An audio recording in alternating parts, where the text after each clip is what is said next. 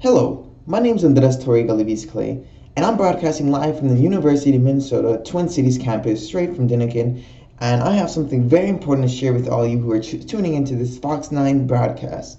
Now, for all you water lovers out there and people who just care about the habitat, this is some very, very important news that I'd like to spread out there, and what it is I'm talking about restoring America's river of grass, or also known as the Everglades. So let me start off by telling you guys about the beautiful Everglades.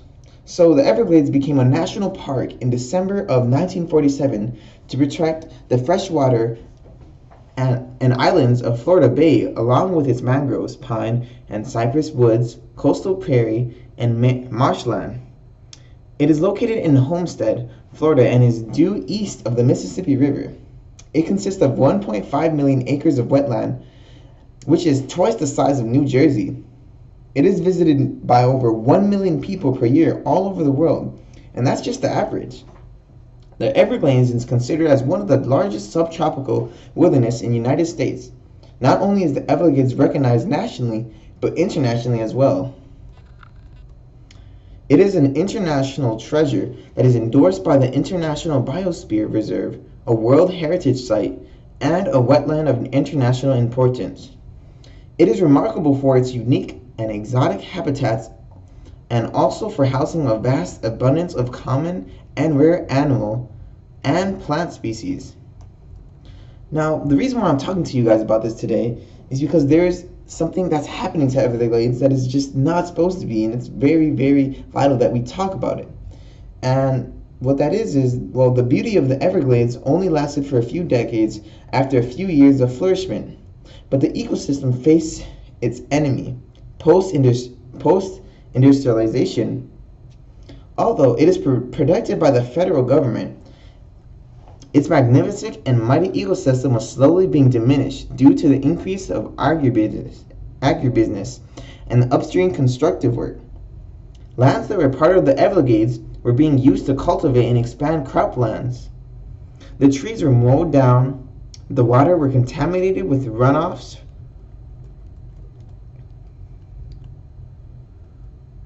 like I said, the trees were mowed down, the waters were contaminated with runoffs from agriculture, and the Everglade animals were persecuted to make room for certain crops.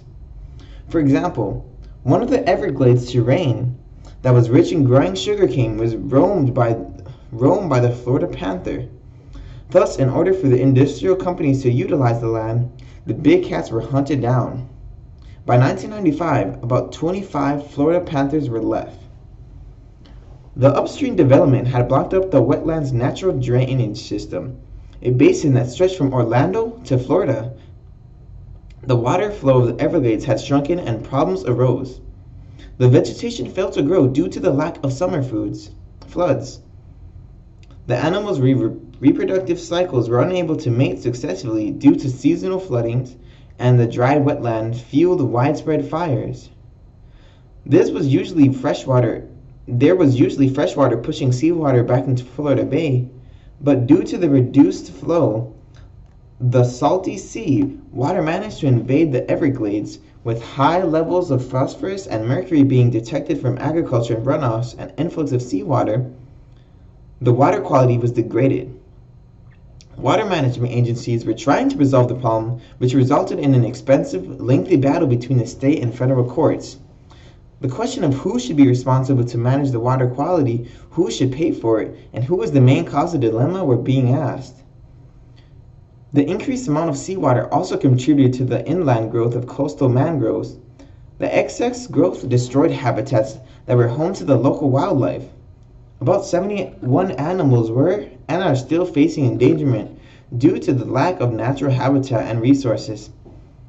Not only was that a major problem, but the construction sites upstream were destroying habitats, and with the Everglades being exposed to the public, the wildlife were being hunted to extinction. The flamingo, storks, and herons were hunted for their plumes, which were used for fashion such as women hats, coats, belts, and occasionally shoes. The local bird population had plummeted to about 80% since the 1930s. with a decreasing number of native fish, plants, reptiles, mammals, etc. The Everglades became vulnerable to invasive exotic species that were brought in or have migrated to the Everglades. The consequence that arose were an altered food chain and decreased functionality of their natural habitats. So many of you may now be wondering, well, if there's this beautiful land and there's this problem that's very evident now that you brought it up, what can be done? Well, that is a very great question. In the 2000s, the U.S. Congress created the Comprehensive Everglades Restoration Plan, also known as CRP, to restore, preserve, and protect the South Florida ecosystem while providing for other water-related needs of the region, including water supply and flood protection. The cost for the plan was more than $10.5 billion, and it is projected to last for over 35 years.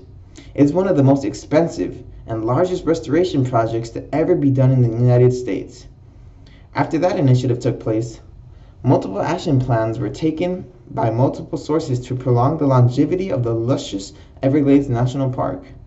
In 2011, the U.S. Fish and Wildlife Service created the Everglades Headwaters National Wildlife Refuge and Conservation Area to preserve the ecosystem biological wildlife. The Everglades Restoration.gov website also created to promote and expand the restoration task force and process.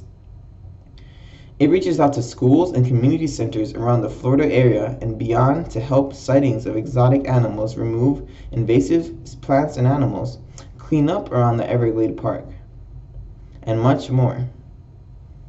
The restoration of the River of Grass continues to be successful to this day, so spread the word and spread the care. Thank you for tuning in to Fox 9. Have a great day.